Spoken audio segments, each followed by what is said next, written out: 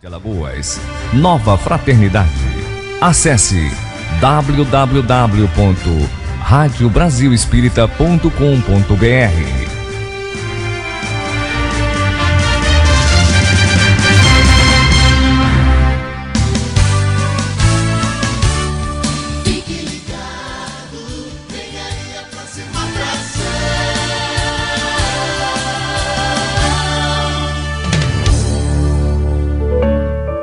A partir de agora, na Rádio Brasil Espírita, Conversa Fraterna. Apresentação, Leone Soares.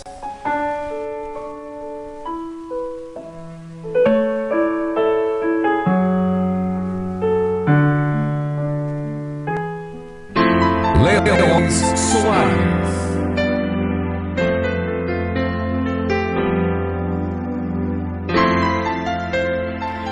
Boa noite, ouvinte da Rádio Brasil Espírita. É com muita alegria que estamos iniciando o nosso programa de hoje, sempre na esperança, mais do que esperança, né? Na certeza de termos um encontro agradável e com a sua participação, não apenas a audiência, mas a sua participação em dois aspectos, emitindo seus bons fluidos em nossa direção, né, para que a noite seja rica, e também com os seus questionamentos, as suas observações, concordâncias, discordância e por aí em frente. Como fazemos? Iniciamos com uma leitura de um livro que já se tornou tão conhecido nosso aqui, não é? Palavras de Vida Eterna, que brevemente eu vou mudar para outro. Mas esse livro é encantador mesmo. E de Emmanuel, Psicografia do Chico, e a mensagem de hoje é de número 146, intitulada Sirvamos em Paz. Não estejais inquietos por coisa alguma. Paulo. Carta aos Filipenses, capítulo 4, versículo 6. E Emmanuel assim comenta: quase que em toda parte encontramos pessoas agoniadas, sem motivo ou exaustas, sem razão aparente. Transitam nos consultórios médicos, recorrem a casas religiosas suplicando prodígios, isolam-se na inutilidade, choram de tédio, confessam desconhecer a causa dos males que as assoberbam, clamam infundadamente contra o meio em que vivem. É que, via de regra, ao invés de situarem a mente no caminho natural da evolução, atiram-na aos despenhadeiros da margem. Que a Terra hospeda multidões de companheiros endividados, tanto quanto nós mesmos, todos sabemos. A imprensa vulgar talha colunas e colunas dedicadas à tragédia. Certas publicações cultivam o hábito de instilar a delinquência. Conflitos explodem, insuflando a rebeldia dessa ou daquela camada social. Profetas do pessimismo adiantam escuras previsões. Tudo isso acontece, isso tudo é inevitável. Hoje, no entanto, não dá aos acontecimentos contrários à harmonia da vida qualquer atenção além da necessária. Sem empregar exageradamente a energia mental num escândalo ou num crime para entrar em relação com os agentes destrutivos que os provocaram. Ofereçamos ao repouso restaurativo ou à resistência ao mal mais tempo que o tempo indispensável e cairemos na preguiça ou na cólera que nos desgastam as forças. Se consumimos alimento deteriorado, rumamos para a doença. Se repletamos o cérebro de preocupações descontroladas, inclinamos-nos de imediato ao desequilíbrio.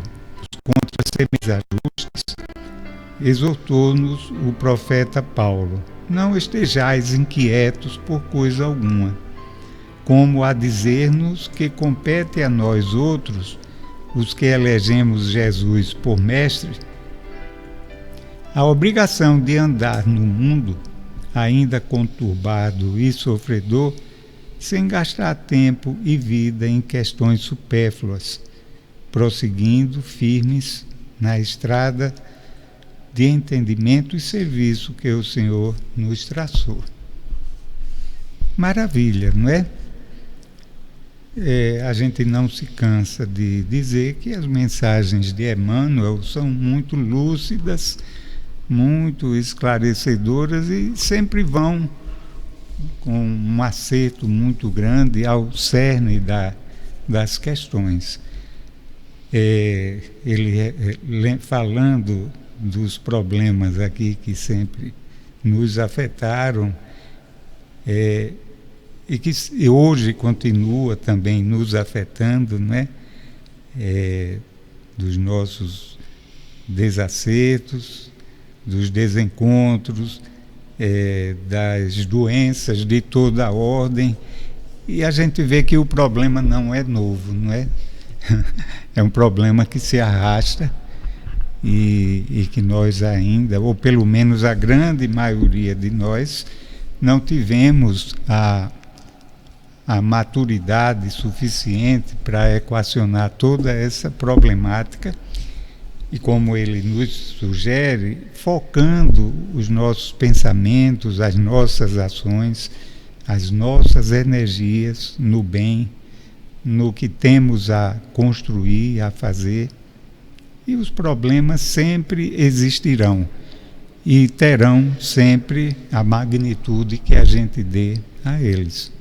Não é que a gente vá ser indiferente aos problemas que nos circundam, que afetam a comunidade, a sociedade como um todo, não é isso, mas coloquemos esses problemas nos seus devidos lugares, não é? Pois bem, obrigado, Emmanuel, pelas suas elucidações. Bom, nós temos hoje um confrade nosso que vem se recusando terminantemente há quase 5 anos a estar aqui conosco. Finalmente hoje nós conseguimos laçá-lo e trazê-lo aqui à força, que é o nosso amigo Gilvon Barros, tão conhecido aqui na Seara Espírita e trabalhador aqui da casa do William Crookes já há quantas décadas? Umas 6 ou 7, mais ou menos, né? Eu tinha 18 anos. 18? Então não faz nenhuma década ainda. Não? Eu acho que essa conta sua não está muito correta. Eu vou lhe emprestar uma calculadora. Mas, brincadeiras à parte, é com muita alegria que a gente lhe acolhe aqui, que a gente lhe recebe. O Gilvon é prata da casa, não é, Gilvon? Você começou aqui na juventude e até hoje permanece aqui conosco, dando a sua contribuição valiosa. Seja bem-vindo, Gilvon. Eu agradeço a oportunidade, eu lamento não ter sido digno antes, mas agradeço a oportunidade de estar aqui hoje. Saúdo os nossos companheiros que estão aqui conosco, né?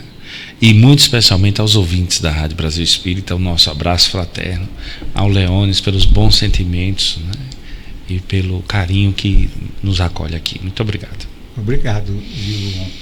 E, como sempre fazemos, cumprimentamos o nosso querido companheiro Márcio, que está aqui numa elegância muito grande, de óculos novos, né? A nossa querida Neuzinha, que agora está sempre aqui assessorando e aprendendo toda a técnica aqui da rádio, e é uma alegria muito grande. Isso sem contarmos com a presença amiga dos nossos benfeitores, né? Porque eles aproveitam sempre todas as situações em que nos propomos a tratar do bem, do amor, das conquistas imperecíveis da alma. Eles sempre generosamente nos auxiliam. Gilvon, nós vamos conversar um pouquinho sobre um tema muito interessante, a mediunidade e família. A mediunidade a gente conhece tão bem, não é? Ou pretendemos, né, conhecer.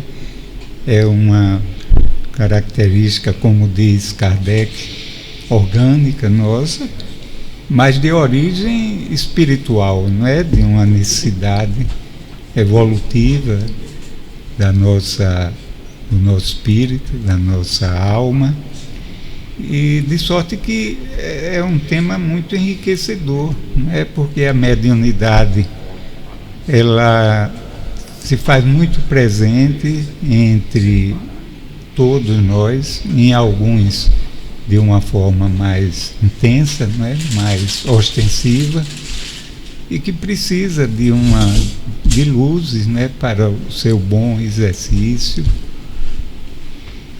Nós temos diversas obras que tratam do tema, e você, como um participante das atividades mediúnicas da casa, né, com certeza tem muito a contribuir conosco essa tarde.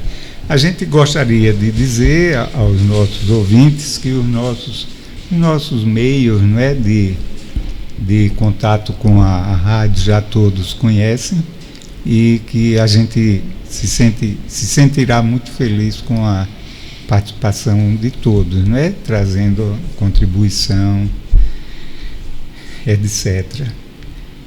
Gilvon, como a gente compreender assim um pouco a mediunidade? Não é fácil, não é?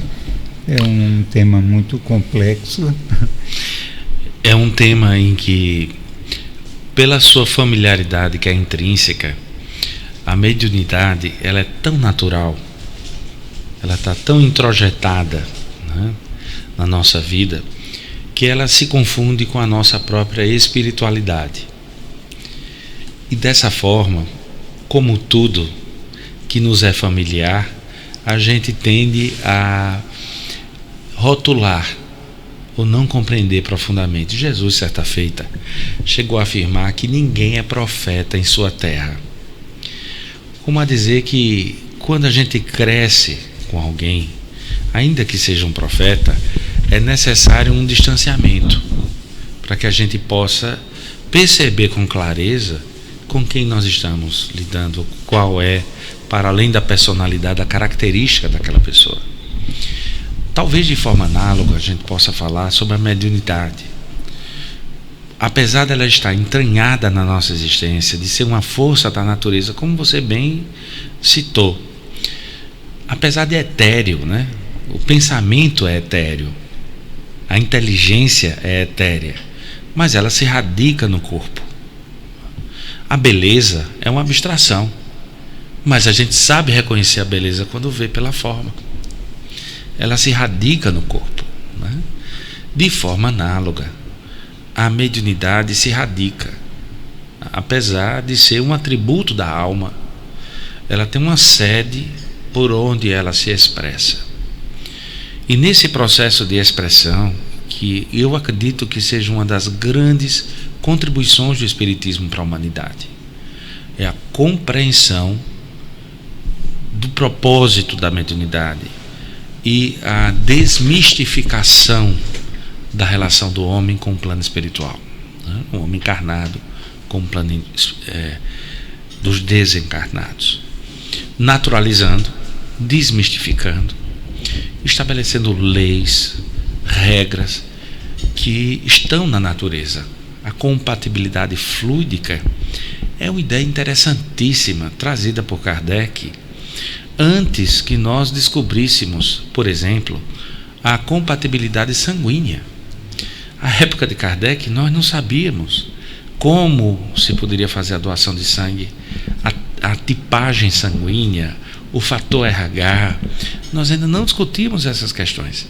Mas Kardec já dizia que há fluidos que são perfeitamente compatíveis, ou no seu jargão, simpáticos, e outros que apresentam uma incompatibilidade, ou antipáticos.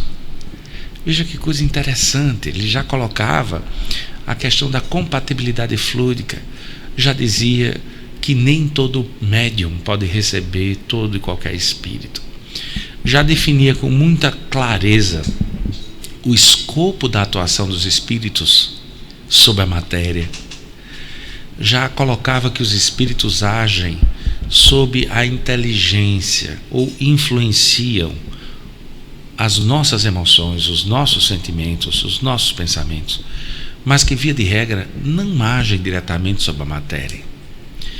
É uma ação indireta, coisa que nós também não compreendíamos. Até mesmo os fenômenos de materialização, os formidáveis, que fascinam a tantas pessoas, foram relegados a um segundo plano por Kardec, que estabeleceu o fenômeno inteligente.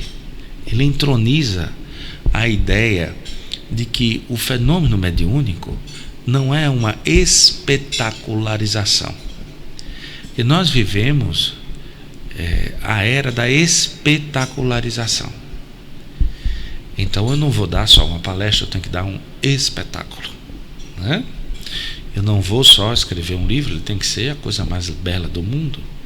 Eu não vou só dar uma aula, mas eu vou, enfim, descer de um cabo a uma certa altura para impressionar as pessoas. Então nós teatralizamos, espetacularizamos e damos uma dimensão espetacular.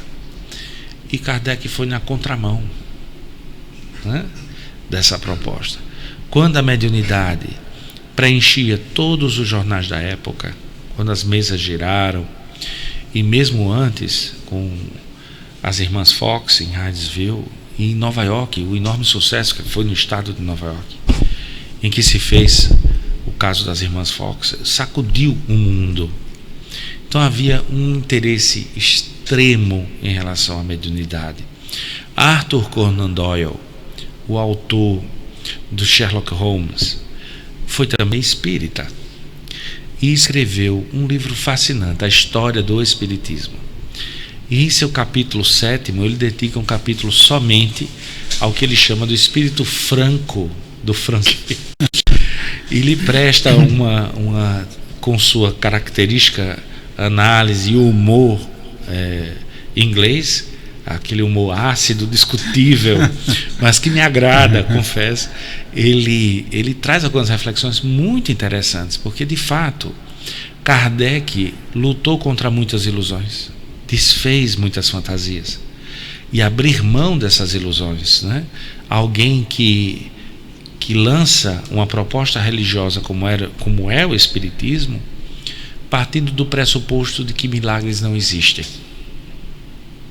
Como é possível, né? Que paradoxal você afirmar que milagres não existem, que tudo está na natureza, que nenhuma lei, o milagre é uma contravenção da natureza, e tudo está na natureza. Nós é que não entendemos ainda a lei da natureza, o que rompe uma barreira, uma bolha gigantesca em que estava envolta a mediunidade, que é a bolha do fantástico, é a bolha do milagre, dos resultados inusitados, da confirmação da fé por uma experiência transcendente que nem sempre, infelizmente, se consubstancia verdadeira.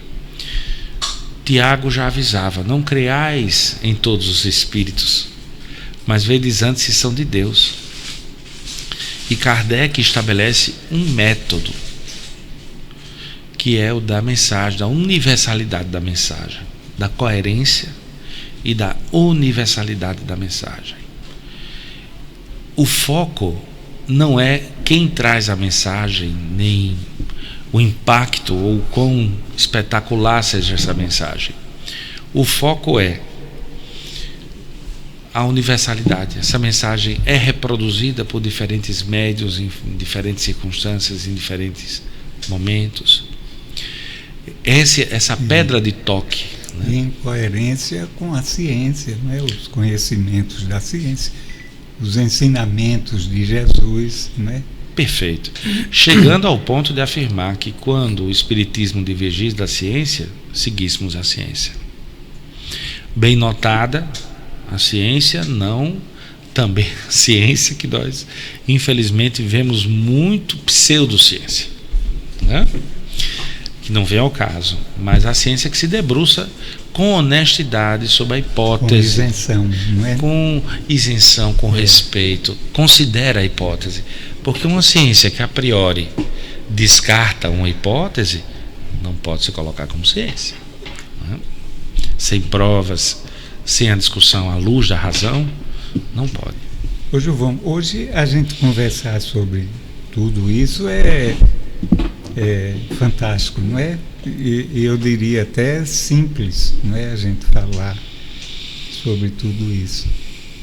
Mas, no entanto, Kardec abraçou esse desafio há em números redondos, 160 anos atrás, quando não havia nada acerca do tema, nenhum estudo sério, aprofundado, fruto da lucidez, da observação à luz da isenção de ideias preconcebidas, né?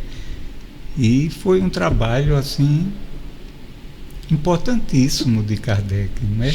Um legado que ele deixou para a humanidade, até pela complexidade do tema, né? Sem dúvida. É algo extremamente assim experimental, né? Não se fundamenta numa simples teoria, mas é algo que é fruto de experiência de laboratório, digamos assim, não é? Antes mesmo de Kardec, William Crookes, que empresta o seu nome a essa casa, foi um espírito fenomenal. Ao tempo dele, ele foi considerado o Einstein do século XIX. Foi o homem que descobriu o tubo de raios catódicos. Esse tubo era, na verdade, a descoberta do que a gente conhece hoje como conceito atômico, né? Ele conseguia o plasma, a matéria irradiante, como ele mesmo chamava, e chegou a ocupar a cadeira de Newton em Londres. Era um membro, portanto, presidente da Real Sociedade Britânica de Ciência. E ele encontra, como era o foco de estudo dele, uma aparição irradiante, a materialização.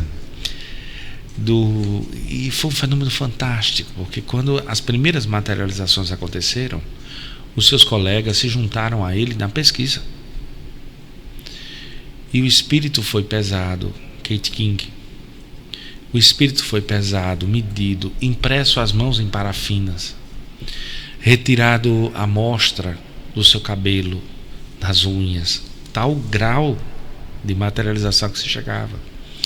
E ao final de 3 anos de pesquisa, somente William Crookes foi ter a coragem de escrever um livro chamado Fatos Espíritas, em que relata a verdade sobre o que aconteceu, enquanto seus colegas temiam a repercussão acadêmica da escolha. E nesse sentido, William Crookes foi profético, porque ficou isolado, perdeu a cadeira, caiu em desgraça do ponto de vista científico. Tamanho, do ponto de vista de prestígio científico. Isso. Porque como cientista ele cresceu, mas tamanho era o preconceito. É interessante. Aliás, Gilvão, esse desafio foi proposto a ele com o propósito de desmerecer, de desmerecer, de negar o espiritismo, não é? Exatamente. E ele, como estudava matéria radiante, em tese, interessou-se pela questão. Até hoje eu acredito, Leônidas, porque nós que transitamos no meio espírita, conversamos com os convertidos, né? Então há entre nós uma sinergia, uma fluência de ideias, aqui e ali uma discordância pontual, mas não nos eixos centrais. Mas para a grande maioria das pessoas, temas como mediunidade, temas como reencarnação, à luz, por exemplo, da família, entender a família sobre a dinâmica da reencarnação, entender a mediunidade sobre a dinâmica da reencarnação. Para muitas pessoas, isso ainda é um alvo, um objeto, melhor dizendo, de preconceito. Preconceito no sentido literal da palavra, não no julgamento, não é? Nós não estamos julgando, é diferente de taxar as pessoas de preconceituosas. Não se trata disso. Mas a temática em si é cercada de uma mística tão grande, às vezes de camadas de rituais tão profundas, que elas perdem a beleza intrínseca do processo. Então o Espiritismo, nesse sentido, tem uma missão belíssima, que é resgatar esse elemento que está nos faltando. O nosso encontro com a nossa espiritualidade não é possível sem o exercício da mediunidade. Eu preciso exercer a mediunidade. O que, infelizmente, para algumas pessoas implica em dizer você precisa trabalhar numa mesa mediúnica, né? Que é outra forma de preconceito, né? É diminuir, é reduzir as imensas possibilidades do campo mediúnico, né? Que são inesgotáveis. As comunicações, as próprias comunicações, né? Então, nesse sentido, Kardec tem uma preocupação muito especial. Ele coloca no Livro dos Médiuns, o Livro dos Médiuns foi lançado na sua primeira edição como um manual. Veja que interessante. Ele lança o Livro dos Espíritos e, em segunda, um pequeno opúsculo que seria o Manual do Livro dos Médiuns, ou Guia dos Médiuns e Evocadores. Então ele lança esse opúsculo na esperança de que as pessoas, exercendo a mediunidade, chegassem às suas próprias conclusões acerca do que ele havia compilado no Livro dos Espíritos, dando autonomia e fazendo referências muito interessantes. O Livro dos Médiuns começa com uma pergunta, né? Há espíritos? É quase que um desafio você discutir mediunidade perguntando se há espíritos, né? Uma pergunta formidável. E é interessantíssimo essa questão, porque ele, depois de respondida essa pergunta, pessoal, olha, se há espíritos, nós precisamos categorizar o que é a mediunidade, quais são as suas variáveis de expressão, né? E como eu posso travar contato com os espíritos de uma maneira segura e com um propósito. E aí ele é formidável. Se eu tenho um propósito sério, eu serei circundado por espíritos sérios.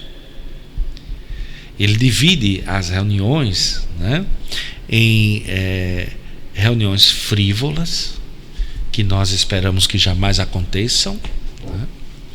As reuniões de estudo, que nós relemos aqui como as reuniões de desenvolvimento mediúnico, muitas vezes, né? E as ditas reuniões sérias, que seria o equivalente ao que nós chamamos de uma reunião de desobsessão, né? Essa última, ele é formidável, porque ele tipifica os tipos de médium, os gêneros de mediunidade, os espíritos. Ele nos dá vários exemplos de comunicação de espíritos, né, no Livro dos Médiuns, e logo depois lança uma sentença que eu acho formidável: aquele por quem venha a mensagem é o primeiro a dever escutá-la. Isso é muito significativo. E ele declara a mediunidade em O Livro dos Espíritos, o intercâmbio mediúnico, é declarado como um instrumento de autoconhecimento. Veja que formidável.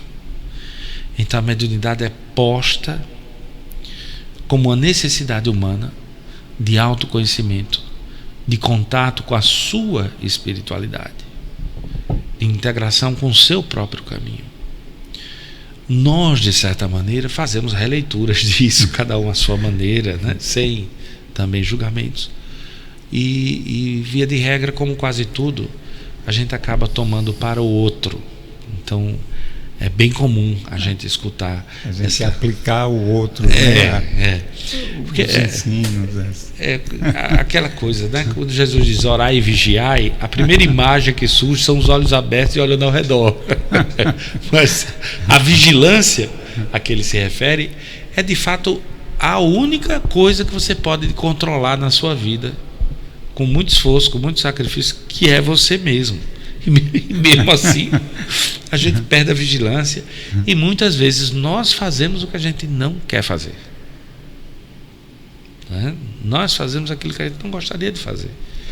Então a gente tem a pretensão de vigiar o comportamento do outro, quando o nosso próprio comportamento a gente não consegue, não damos conta, não consegue nem controlar, né? Imagina vigiar. Nesse sentido, a mediunidade me preocupa quando a gente vê, mesmo no meio espírita, alguns companheiros colocarem: eu vou para uma reunião mediúnica porque eu preciso ajudar meus irmãozinhos. E esse é um sentimento muito bonito, né, e comovente, mas não me parece que seja a motivação que Kardec convoca a todos nós, né? De aprendizado, de ouvir no sentido de não se distanciar. Então, se eu estou trazendo uma mensagem de sofrimento e de dor, certamente essa mensagem, essa sintonia, ela nasce necessariamente de processos internos meus. É também uma necessidade minha. Se não é uma necessidade minha nessa vida, foi algo que eu já vivi. Porque esse potencial, eu não posso passar pela cabeça que alguém vai se comunicar a partir de mim e não ter um processo de identidade, e não haja, não é? Porque o que é a compatibilidade fluídica? É sintonia, é simpatia, é essa harmonia ondulatória, essa harmonia de vibrações que a gente tem. E nessa hora, o espírito que se comunica me ensina, porque ele fala de mim. Então, se eu dou a comunicação, eu tenho a necessidade de ouvir. Eu preciso escutar aquilo. E, portanto, a doutrinação que é dada, ou o diálogo que é conduzido, é também para mim. É uma fonte por excelência de aprendizado do próprio indivíduo, de né? Autoconhecimento, né? É como as mensagens que são tão fartas, né, na doutrina, no movimento espírita, na literatura espírita, e a gente corriqueiramente lembra dos outros que estão a necessitar delas, né? Esquecendo que elas são dirigidas a nós pessoalmente, né? Nós. A gente não traz para a nossa esfera essas lições. E infelizmente isso também acontece muito com a mediunidade. Às vezes as pessoas que têm essa faculdade de uma forma mais intensa não trazem para si todo esse conteúdo, não é, de maravilhoso, de luz, né, de orientação e de descoberta de si mesmo que ela proporciona, né? Eu fico encantado com esses pioneiros, né? O caso que a gente fez referência de Kardec, foi uma espécie assim de bandeirante, né? De desbravador, né? Que ele saiu, digamos assim, do zero a descobrir tudo isso num período tão curto de tempo, né? Foram 13 anos apenas, aproximadamente, não mais do que isso, e naturalmente que ele contou com a ajuda, com a assistência dos espíritos que estavam incumbidos de auxiliar, né, nesse processo de trazer para nós toda essa riqueza. Mas o papel dele em si foi de extrema importância, né? A lucidez dele, o amor, a isenção, né? Kardec não partia de ideias preconcebidas nos seus estudos, nas suas deduções, né? Um outro trazendo esse caso aqui para mais próximo de nós, e até tem um sentido muito significativo, porque ele foi nosso contemporâneo, é o caso do Chico Xavier, né?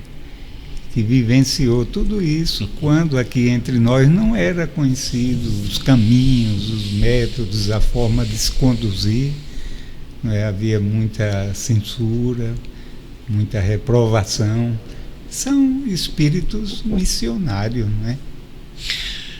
A evolução desse processo é uma coisa formidável, porque Kardec tem por várias vezes a seguinte fala, de que o espiritismo sempre esteve presente em todos os tempos da humanidade e nos apresenta Sócrates e Platão como percussores de Jesus e o próprio Jesus como sendo o percussor da obra que viria a ser o espiritismo, que é o cristianismo dos primeiros tempos, ou o cristianismo redivivo. Ele mantém uma característica comum entre todos os benfeitores da humanidade que trazem uma mensagem. Eles não são disruptivos. Jesus, quando falava, dizia: eu não vim destruir a lei, eu vim dar-lhe cumprimento. Ele não rompe com o processo. Isso é que é formidável. Então o espiritismo sempre esteve. O que mudava era a capacidade de entendimento sobre ele. E é muito significativo que sejam Sócrates e Platão, né, sem apelar para a antiguidade oriental, porque as grandes religiões do mundo são reencarnacionistas. Tem portanto, um pilar, né? Sócrates e Platão eram um apelo à inteligência, era filosofia pura e aplicada. Jesus, um apelo à vivência da experiência do amor e da filosofia. E Kardec é um convite a reviver a experiência de Jesus,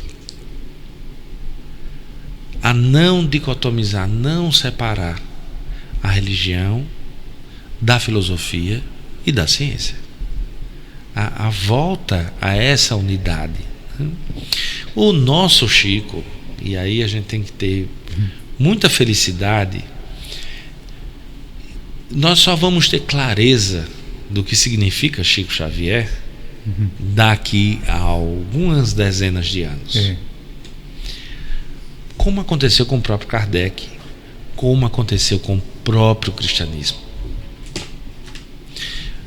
A terra em que Jesus pregou, hoje... como acontece ainda com Jesus, né? Até hoje. 2000 anos após. Hoje. E veja que a velocidade de disseminação das ideias, né?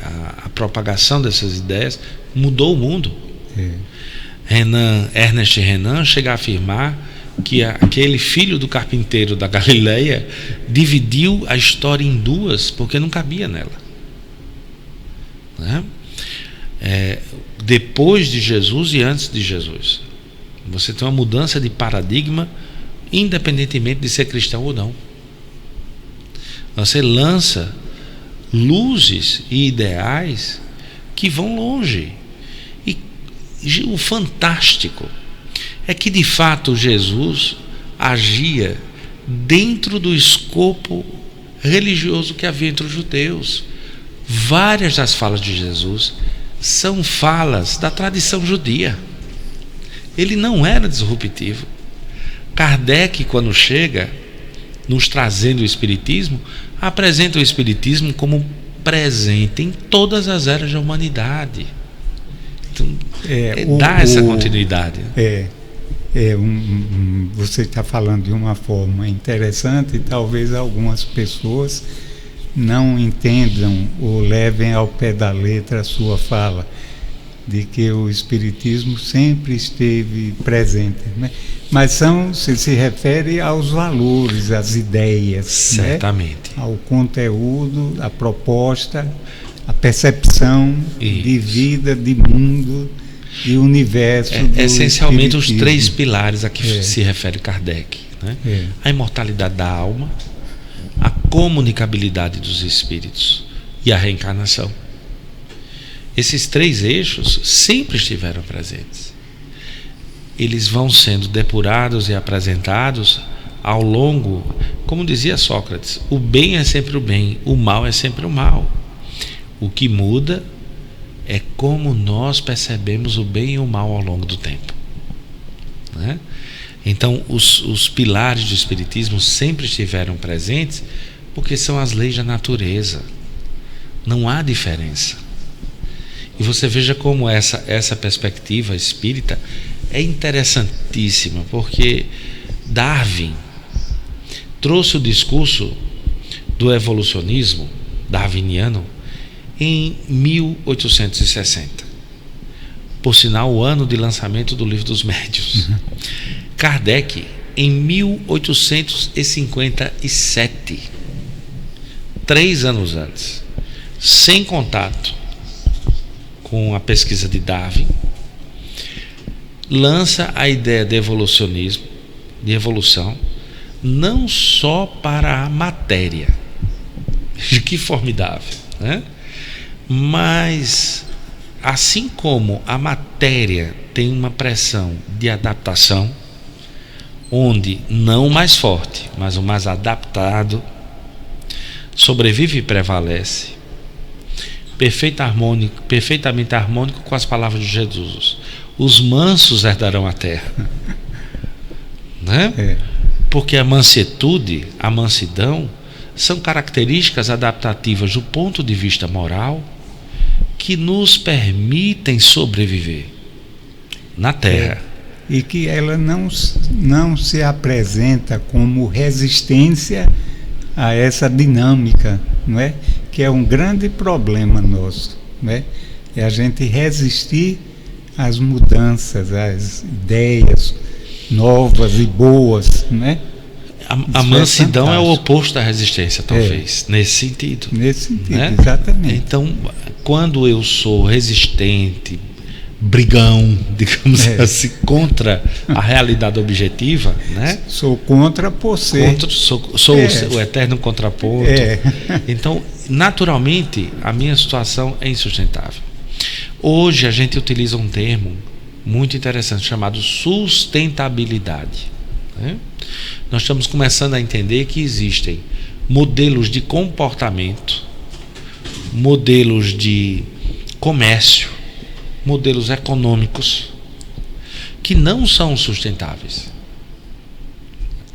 E quando você observa isso, o que significa na economia você ser um corrupto?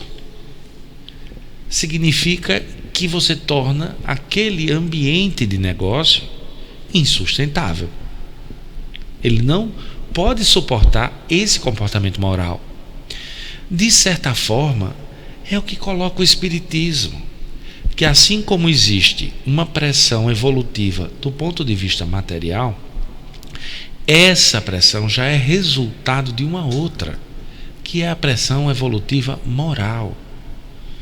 Que existe uma lei de evolução, um determinismo ao bem, e que nos pressiona de forma inexorável ao aprendizado. Então, eu tenho que aprender, porque é uma fatalidade. É inevitável. Uma fatalidade. É inevitável.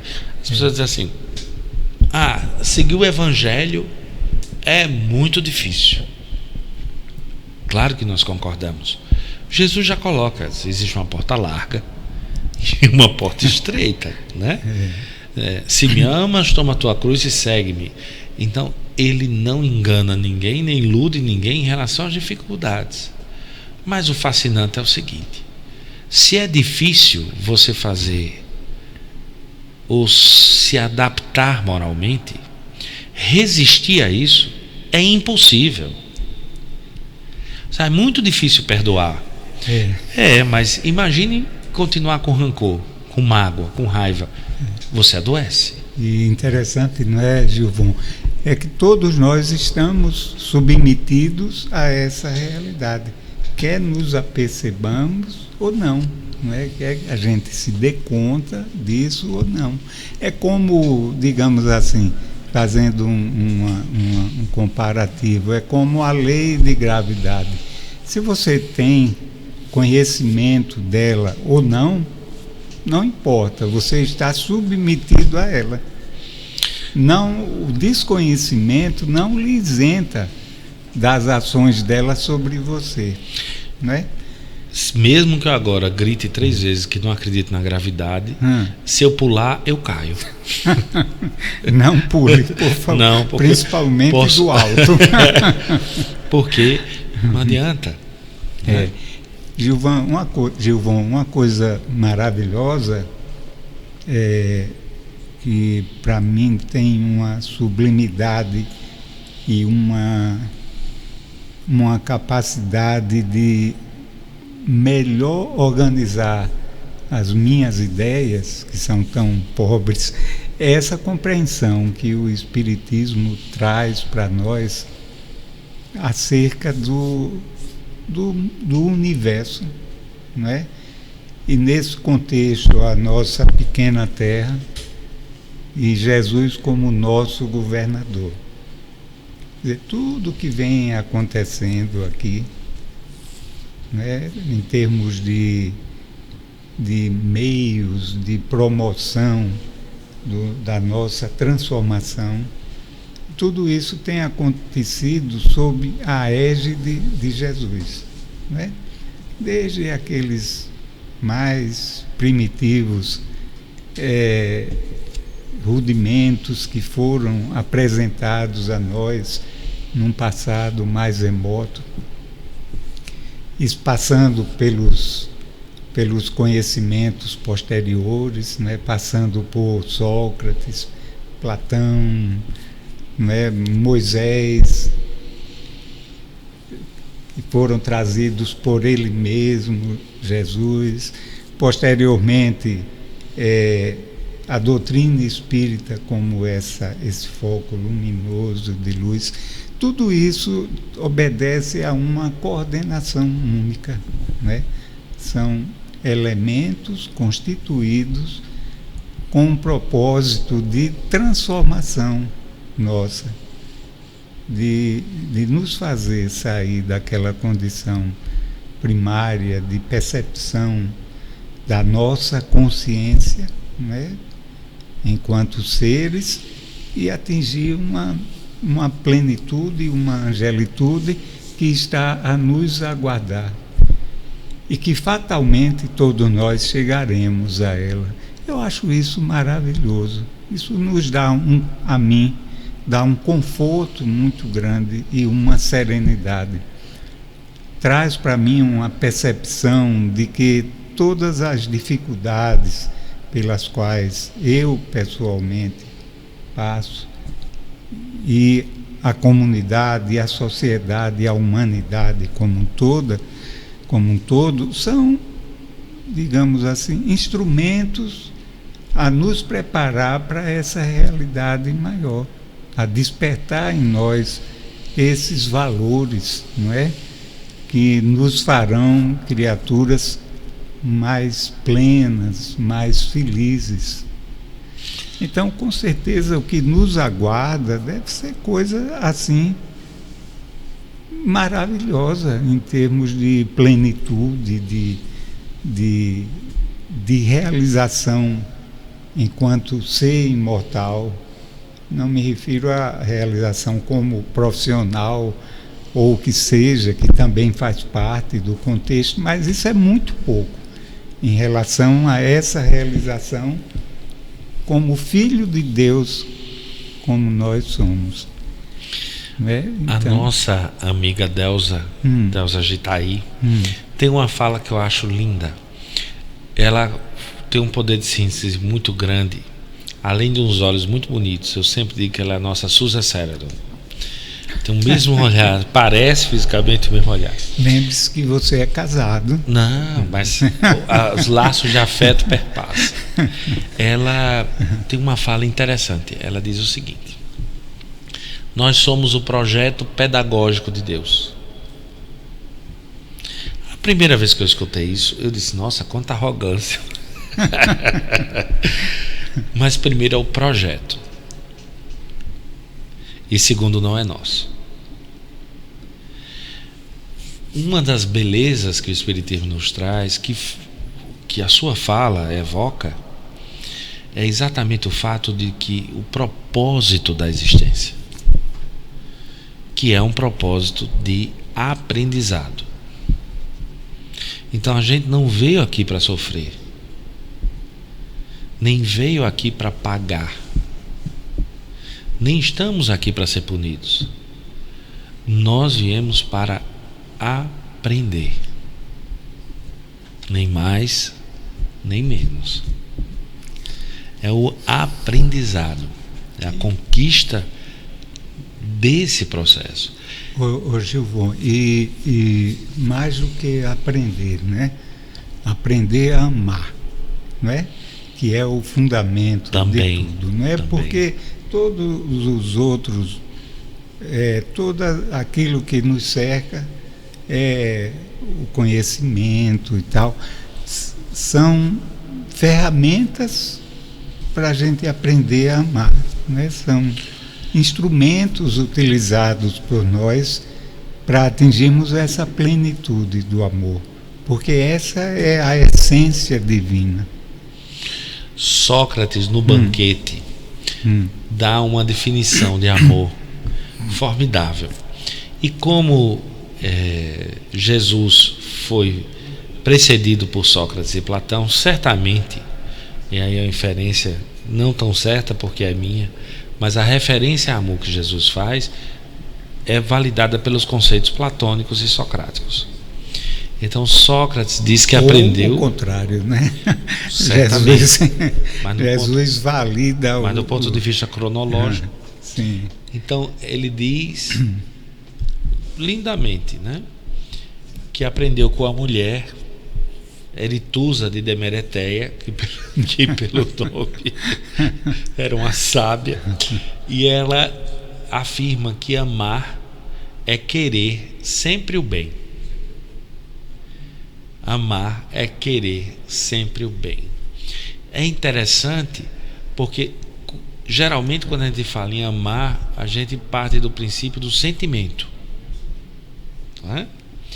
E ela define o amor, e Sócrates assume esse valor, como uma decisão, é um querer. O querer, né, não é o sentir. Eu quero. Querer sempre, o que no jargão espírita equivale à incondicionalidade, a não circunstanciar o que eu quero. O meu querer não é circunstanciado, não é reativo, não é necessariamente condicionado. É incondicional, é sempre. Querer sempre o bem. É essa definição que ele nos dá. E infelizmente a gente vê que nós ainda confundimos isso, como o amor sendo um sentimento que brota, quando a proposta é que haja uma decisão. Eu decido amar.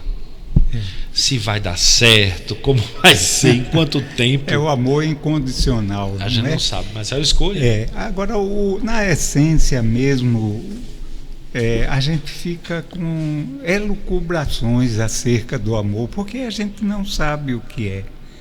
Não é? Na medida em que a gente for crescendo, for amando, Aí a gente vai descobrindo o que é esse amor, né? Aliás, tem um livro olha, me deu um branco, Alberto Almeida, intitulado Amar se aprende amando. É muito sugestivo o título do livro, né? Então, essa descoberta do amor, que é algo voluntarioso nosso, né? Que é algo proposital, ela vai acontecendo na medida em que a gente vai se aprofundando e vai aprendendo a amar. A gente pode buscar um monte de adjetivos para qualificar isso. Mas o que é amar? Por isso eu recorro a Sócrates. Eu tenho ele como uma referência mais segura. Mas que também não chega ao cerne da questão, não é? Com todo respeito, Sócrates, Platão, mas que são condições, são definições, são arranjos próprios da nossa condição atual de percepção. Quando Jesus diz, amai-vos uns aos outros como eu vos amei, será que a gente entende isso? Está muito longe da gente entender. É algo que é preciso a gente ir vivenciando, né? Aos pouquinhos, e isso vai acontecendo, essa percepção. Uma outra coisa que a gente estava conversando outro dia, a gente diz maravilhosamente, Deus é perfeito. Não é tão lindo a gente já perceber isso? Mas o que é ser perfeito? A gente não tem ideia do que seja isso. Como é que eu vou conhecer algo como é que eu vou definir algo que eu não conheço? O que já é uma vantagem. Não é um grande começo. É quando a gente acha que conhece. Né? Os grandes problemas começam quando a gente acha que sabe. Insistindo com Sócrates nesse sentido, né? A sabedoria, quando ele é apontado como grande sábio, como aquele que é a referência, o homem mais sábio, que era uma disputa de vaidade, de ego terrível. Quando ele era apontado, Apolodoro de Siena, que foi o seu discípulo, que pagou uma fortuna para o oráculo de Delfos para escutar isso. Ele tinha essa expectativa, né? Porque era uma sociedade que disputava para ver quem era o mais inteligente, quem era o mais bonito. Nós devemos a eles as Olimpíadas, né? Os corpos atléticos, as relações com o prazer. Eles mergulhavam profundamente nessas questões. E Apolodoro pagou uma pequena fortuna para ouvir do oráculo quem é o homem mais sábio de toda a Grécia. E quando o oráculo diz vai ter com Sócrates, ele sai do oráculo gritando é Sócrates. O que já é uma transgressão. Ele fez uma releitura do que falou. E eles correm literalmente. Eram jovens, atléticos, e de Delfos a Atenas. Chegam em Atenas na mesma tarde e encontram Sócrates dando milho às galinhas.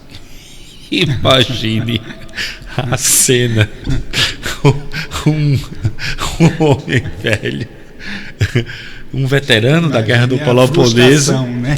jogando milho para as galinhas, enquanto chega uma turba eufórica que vinha literalmente correndo de outra cidade. Se havia investido uma fortuna e eles estavam eufóricos. Nós estamos estudando com o homem mais sábio de toda a Grécia. Isso era uma coisa espetacular. Era o auge, né, do ego. E você joga para ele isso. É oficial, tu sois o homem. O oráculo falou, tu sois o homem mais sábio de toda a Grécia. E ele redargue, eu só sei uma coisa. Eu só sei que nada sei. Porque de fato, quando a gente parte da pretensão do saber, abre mão de aprender. Eu perco a capacidade de aprendizagem. É necessário essa vigilância, porque esse projeto pedagógico de Deus, vou resgatar agora a Delza, que tem um nome quase grego, é uma proposta de aprendizagem. A gente precisa permanecer aberto a ela, aberto a aprender, a buscar o aprendizado. Esse é o desafio, né? De meio a tantas certezas, a gente só ter uma. De fato, nenhum de nós sabe na plenitude, porque no mundo relativo nada pode ser absoluto, nada, mas a gente tem que partir de algum lugar. Então, né? Temos que ter alguma referência, e nesse sentido é que a gente sempre apela à lembrança da nossa amiga e ao projeto divino que somos nós. Então, Jesus veio pegar tudo isso e dar uma amplitude imensa, não é? E nos encher de certeza, não é? Dessa caminhada nossa em relação a essa plenitude. E o Espiritismo, no nosso entendimento, é Jesus prosseguindo a sua missão de nos conduzir ao Pai, né? Ao amor. E o Espírito de verdade nos orienta: espíritas, amai-vos. Esse é o primeiro ensinamento, instruí-vos. Esse é o segundo. Instruir-nos a gente já sabe o que é. Agora, amar é que a gente ainda está procurando compreender, né? Procurando mergulhar nessa essência. Mas o tema de hoje é mediunidade e família. Então, como nesse contexto inserir a família? A família evolui junto com o processo mediúnico. Porque, sendo a mediunidade um resgate da nossa espiritualidade, a família é o local onde nós vamos encontrar as maiores interações mediúnicas possíveis. Nós nos referimos naturalmente à família de ordem espiritual, como a definida por Jesus. Houve um momento muito especial em que ele estava na casa da sogra de Pedro. E a casa da sogra de Pedro era recorrentemente utilizada em Carnaval 1. Tanto é que é lá que se destelha a casa para que o aleijado pudesse descer sob a cumieira do teto. O que significa dizer que a relação de Pedro com a sogra devia ser fantástica.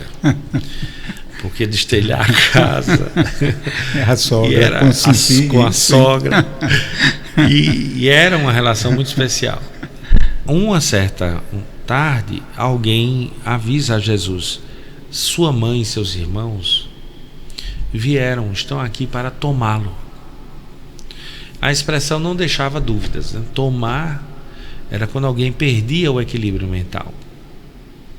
Então aquela família, ela iria tomá-lo, retirá-lo do meio, porque Jesus se identificava como o Messias.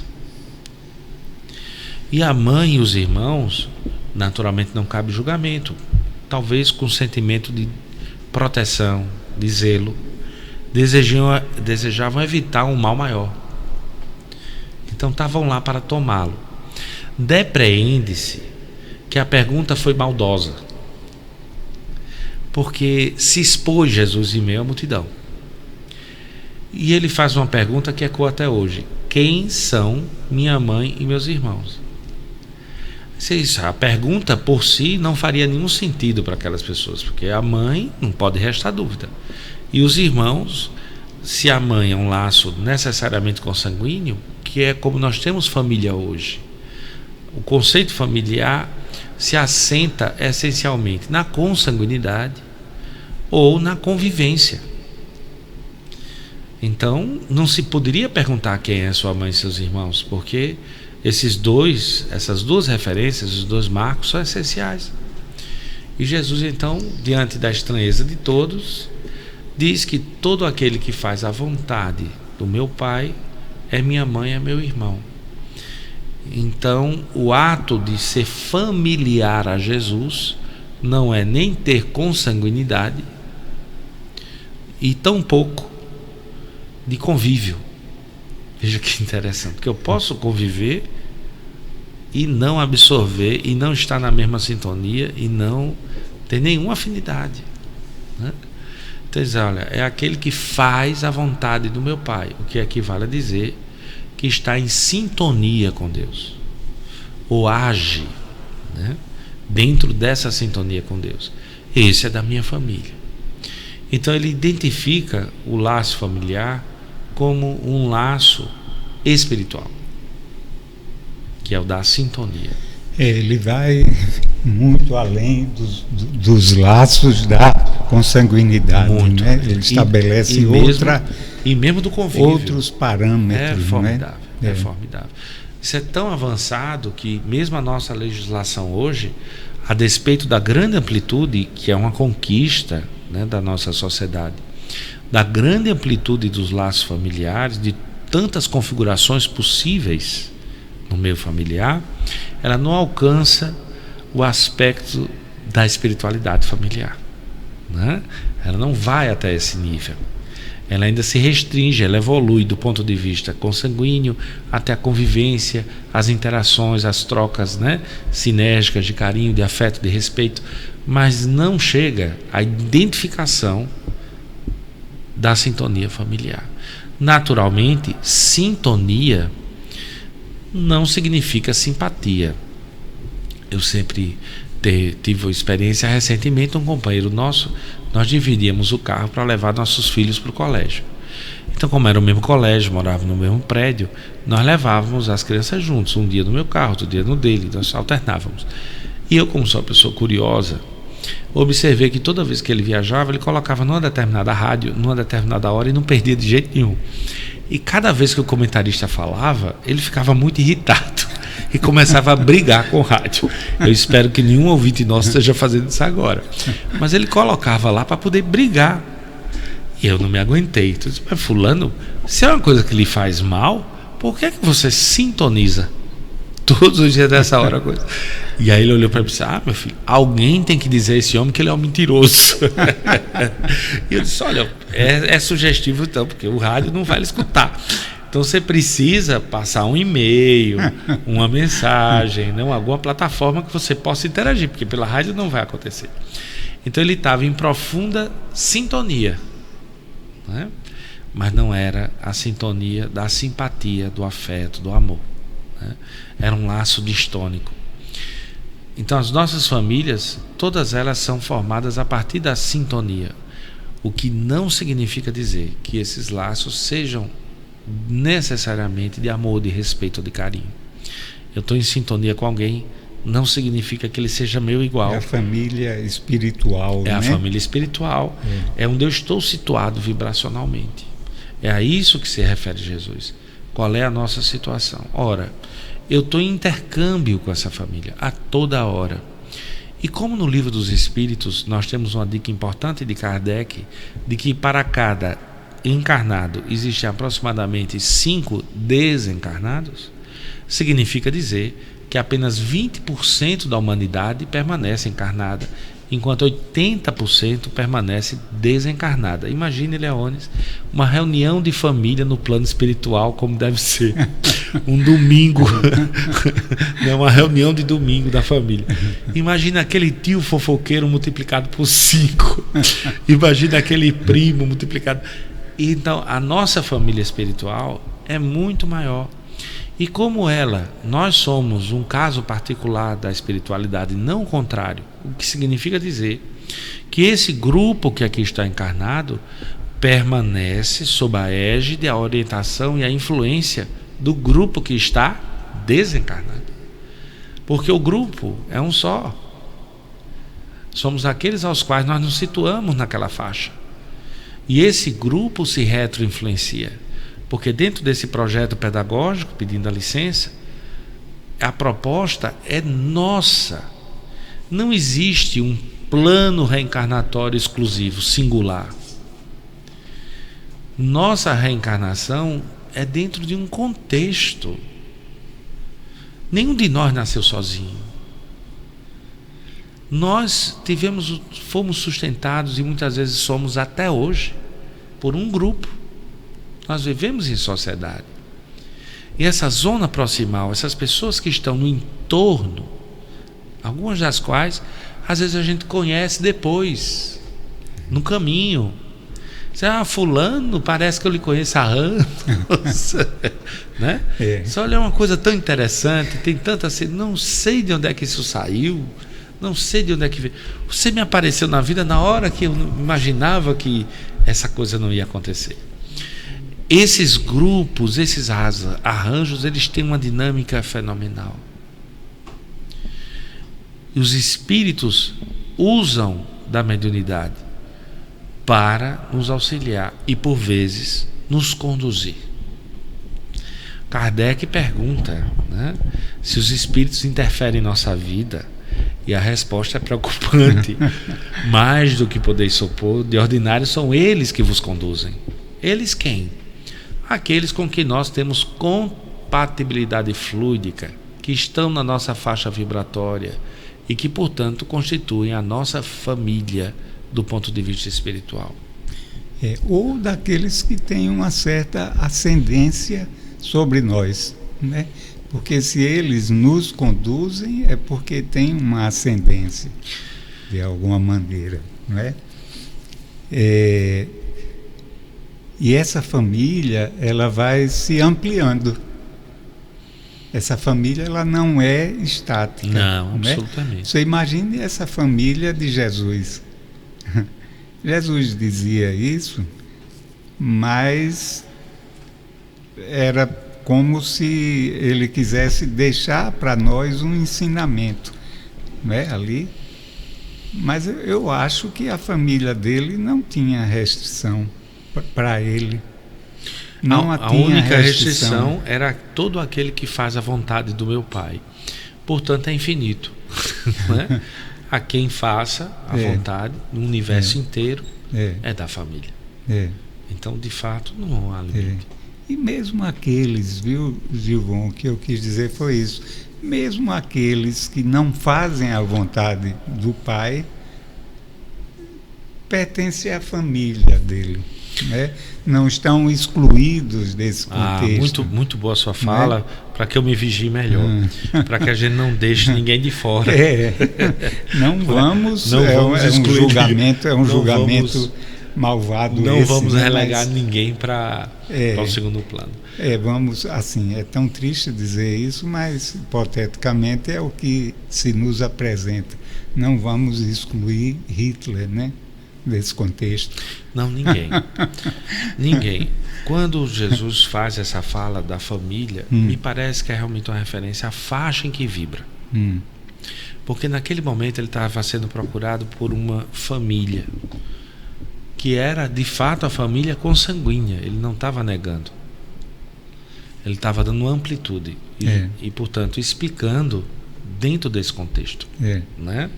É importante que a gente faça a leitura no contexto de que algumas pessoas o procuravam a conta de louco, não é?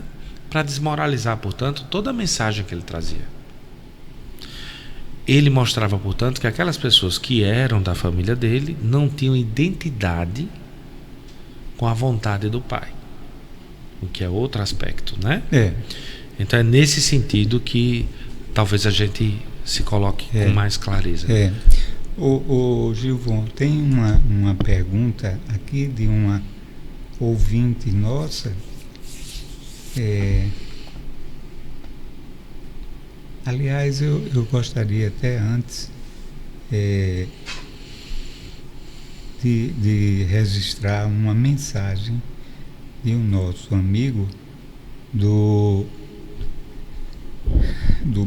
Bruno Leal, que você deve conhecer, e ele pediu para eu transmitir isso aqui para vocês, do carinho e da admiração que ele tem por você. incluindo o nosso amigo Márcio também e a Neuzinha, não é? E ele está dizendo aqui, a abundância de vocabulário, conhecimentos e reflexões do programa de hoje, com este time, é motivo para muita felicidade a todos nós ouvintes.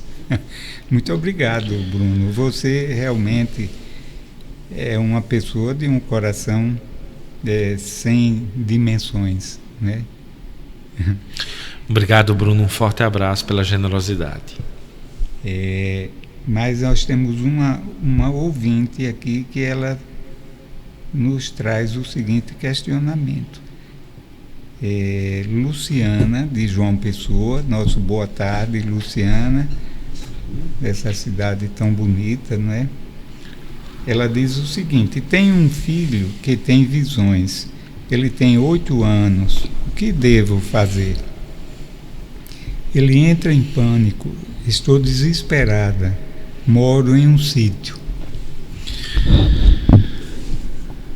Naturalmente, é compreensível o seu medo e a sua aflição. Até os 7 anos de idade, os laços não estão completamente eivados. Aos 8, muito provavelmente, seu filho já consegue apresentar algumas características do que se convenciona uma mediunidade ostensiva. O fenômeno mediúnico é um fenômeno do sentimento humano. Portanto, naturalize-o, porque infelizmente há muitas expectativas em relação à mediunidade. Quando, por exemplo, uma criança nasce extremamente inteligente, ela pode ter complicações e dificuldades se essa inteligência não é devidamente canalizada. Quando uma criança nasce extremamente bonita, a beleza também pode trazer suas dificuldades. Se ela é extremamente forte, ágil, porte-atlético, também, se não damos um direcionamento, se não trabalhamos essas características, ela pode enfrentar alguma dificuldade. Mas nem por isso nós maldizemos os nossos filhos quando eles são bonitos, inteligentes ou atléticos. A mesma coisa com a mediunidade. É um dom.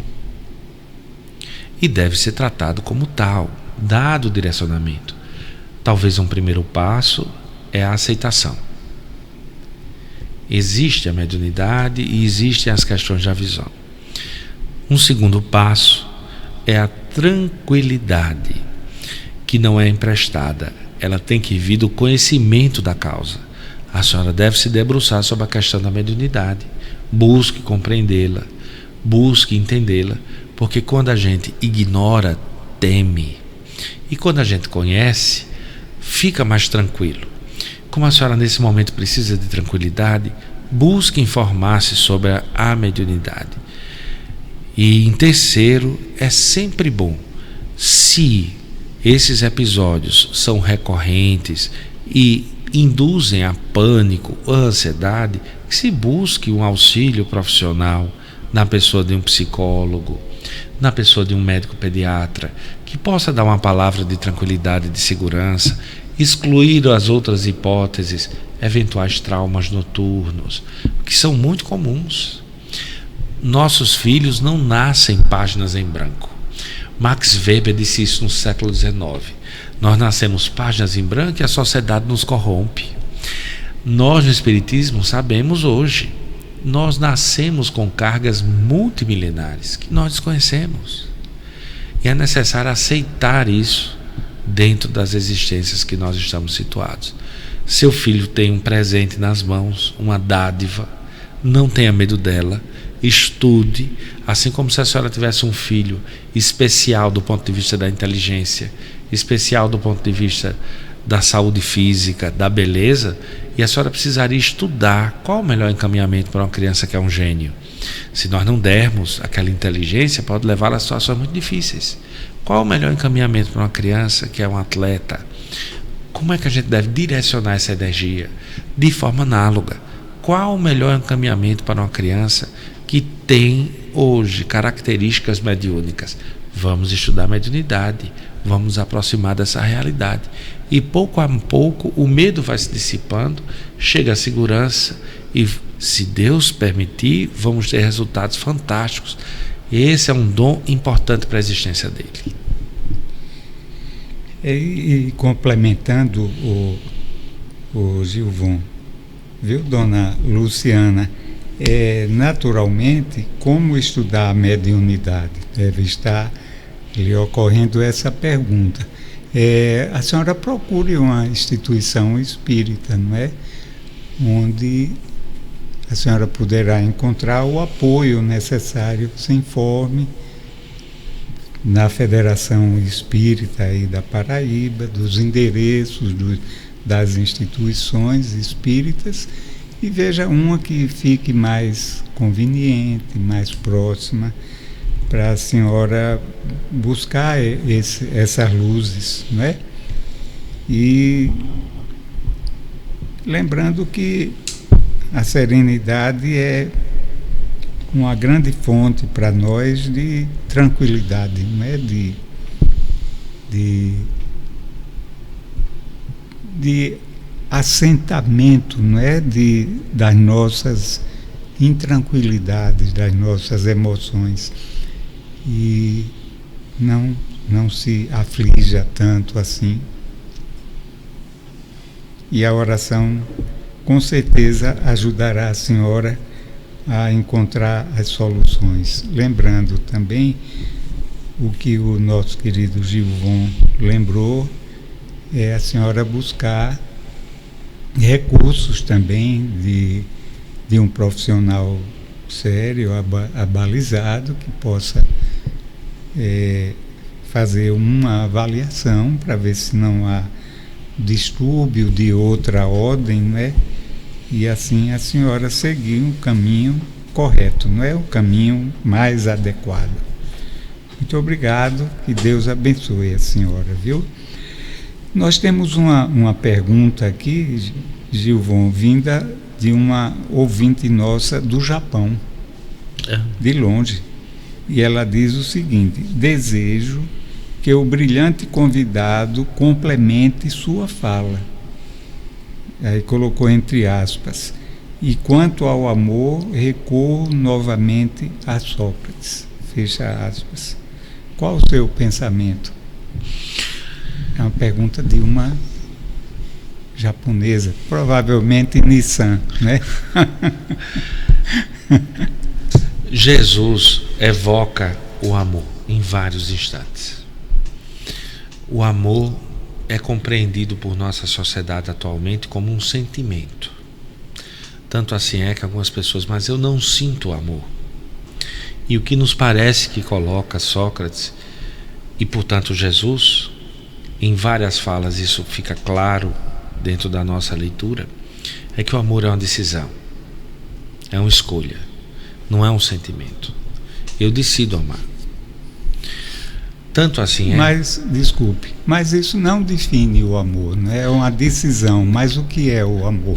Não posso Ajude definir. a nossa querida companheira. Eu não posso. Se eu desconheço, o que eu tenho certeza é do que ele não é. Não é? O que ele é, quem sou eu para dizer? Eu não tenho esse elemento. A definição de Sócrates, para mim, parece hoje a que mais me toca, a que mais assertiva, porque ela aponta para uma concretude, para uma objetividade, que é o próximo. Querer sempre o bem é um processo de decisão. Jesus é bem pragmático em relação a isso. Em vários instantes ele coloca: se não amas ao próximo, a quem vês, como podereis amar a Deus, a quem não vês? Ou seja, se na concretude objetiva da vida você não é capaz de querer o bem, nem a quem você está de fato vinculado fisicamente, o seu amor a Deus não pode ser real. Porque se eu não consigo materializar no material, como é que eu vou tratar com o etéreo? Então a perspectiva é muito pragmática. O discurso do amor de Jesus e o discurso de amor de Sócrates são extremamente objetivos e pragmáticos. Eles nascem de uma decisão. de uma escolha. Então eu tenho que amar. Em vários outros momentos Jesus coloca: se for assim, farás como todos os outros, os publicanos o fazem, né? Porque os nossos discípulos que seguiam Jesus eram pessoas como nós, pusilânimes, inseguras e com pouca compreensão. Os discípulos estavam para Jesus muito provavelmente como nós estamos para o Espiritismo, não é? Nós não compreendemos ainda com muita clareza, é muito difícil. Por isso eu entendo sempre essa necessidade de definições, porque é difícil a gente compreender. Então, quando eles cercavam Jesus e diziam: quantas vezes é que eu tenho que perdoar? 7, como manda a lei? Quer dizer, como a dizer, tem que ter um limite, né? Não é possível. E Jesus vira para ele e diz: olha, não 7, mas 70 vezes 7. 70 vezes 7, 490, era um número que não existia no aramaico. Então eles provavelmente compreenderam o infinito, infinitas vezes. Essa decisão de amar, essa escolha de amar, ela não tem que ser perfeita, porque nós não somos. É uma escolha, ainda que torpe, ainda que demorada, ainda que não completada. Mas se eu escolho, se eu prefiro, se eu insisto infinitamente, não me preocupando com os resultados, não é? Porque quando numa relação de amor a gente contabiliza, não vai dar certo. Em algum momento a gente vai dizer: é assim, depois de tudo o que eu fiz por você, né? Você me retribui dessa forma. Depois de tudo, é assim que você me paga, né? E quando a gente faz a conta, é cálculo. Nós ainda calculamos, isso é impossível ser diferente. Nós ainda necessitamos da retribuição, né? Mas é preciso amar, é preciso tentar esse amor, não aquele amor piegas, pobre, com todo perdão, ultrarromântico, ingênuo, que espera que uma flor brote no coração. Não vai brotar, porque o terreno é árido, cheio de pedregulhos. Então é preciso tirar as pedras primeiro, fertilizar, jogar alguma semente, regar com paciência até que um dia elas venham. Elas não virão, porque o amor não é uma dádiva, é uma conquista. Deus não vai, portanto, nos dar simplesmente. Ele ama por si. É uma conquista nossa compreender o amor divino. É uma conquista pessoal, intrínseca. Eu estive, e eu acho que eu vou matar a nossa amiga do Japão de inveja. Eu estive em Foz do Iguaçu recentemente, uma coisa de uns 8 meses atrás, por ocasião de um congresso. E ao final do congresso eu estava exausto. Então no sábado eu fiquei, como se diz aqui em Alagoas, jiboiando na piscina. Não queria fazer absolutamente nada e ir para lugar nenhum. E alguns amigos nossos insistiram muito: não, você vai ver a Catarata do Iguaçu, você está maluco. Aqui vem gente do mundo inteiro para ver, você está a poucos quilômetros, você vai ter que ir. Não, não vou. Estou cansado, né? Tem que aproveitar. E me arrastaram literalmente, e eu fui. E quando cheguei, é um espetáculo. É uma coisa belíssima. Eu fiquei tão comovido, tão grato por ter sido arrastado para ali. Eu digo: eu vou fazer uma prece de gratidão. Mas como eu ainda sou uma pessoa extremamente metida, eu resolvi fazer a prece no lugar mais distante, mais próximo da cachoeira, tomando banho, para fazer isolado. Então eu cheguei lá tomando um banho extasiado, fechei meus olhos. Não tardou, eu escutei uma vozinha: isso é muita água. Eu disse: meu Deus, eu me afasto para não ser interrompido. E se aproxima esse tipo de gente. A prece foi embora. E a pessoa insistiu: é água demais. Olha, se vier um copo enche na mesma hora, tanto faz um copo. Se você botar um balde aqui, vai encher na mesma hora, uma caixa d'água vai encher no mesmo instante. Se vier um caminhão-pipa, é a mesma coisa do balde do balde da caixa d'água. E ele ficou num monólogo que me irritava. Eu olhei de lado, porque não adiantava ignorar, disse, o senhor tem razão. E voltei. E ele insistiu. Eu acho que se for o Maracanã aqui, demora um pouco mais, mas enche também. Eu disse, o senhor está certo. Fechei os olhos e tentei voltar para a prece. E ele fez um apelo que eu não imaginava nunca. É igual a Deus, meu filho.